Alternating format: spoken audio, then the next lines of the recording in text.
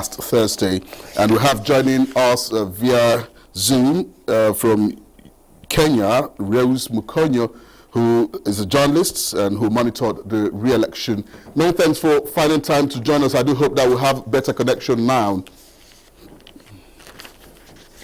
Yes, I do hope that my connection will be stable this time round. All right, so that now that Yoweri Museveni has been declared winner of Uganda's presidential election, what is the mood like in Uganda? Can you give us a little bit of understanding of what the mood there is? Yes, thank you very much.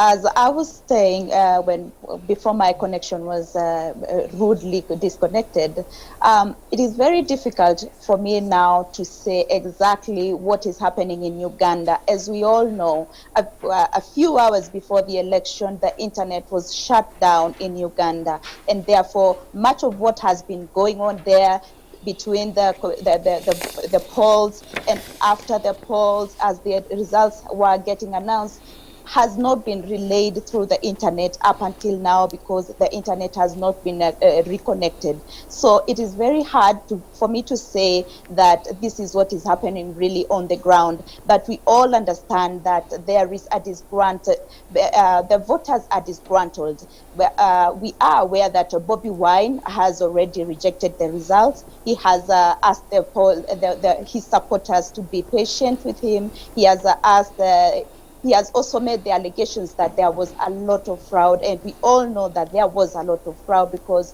we do not understand exactly why the President Yoweri Museveni had to shut down the internet, because the internet has been the connection between Bobi Wine and his supporters. He has been he had been showing what he has been doing through his Facebook channels, through his YouTube channels, and therefore there has been no communication between him and the outside world. The outside world cannot communicate with Uganda, because what I can say is that Uganda is in a total blackout, is in darkness right now, because we cannot know what is happening right there. We cannot say this is what is happening on the ground, and because there is no internet, therefore also the other international media is not relaying what is happening there, and the only TV channels and probably radio channels that are doing coverage right now in Uganda are the national TVs and radios in the country,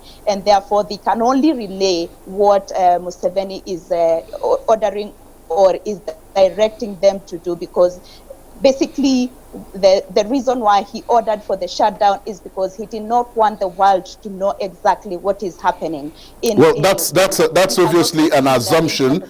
That's obviously an assumption. But then I'd like you to go a little bit further in the issue of the shutdown of internet services, right there in Uganda, given the fact that the opposition leader and, of course, the closest rival, Bobi Wine, on several occasions have cried out foul, while international election observers, questioned the credibility of the electoral process, especially, with that shutdown of the internet services. What does this really portend for credibility of that election?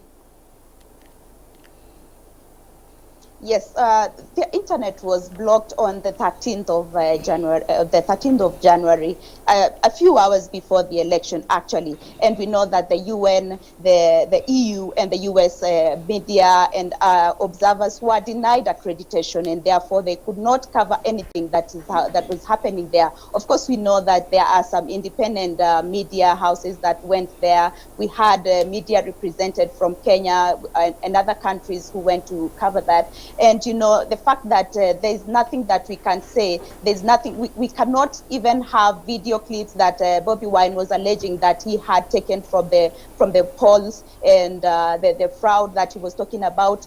And he actually said that he can only do that after the internet is back. And this means that...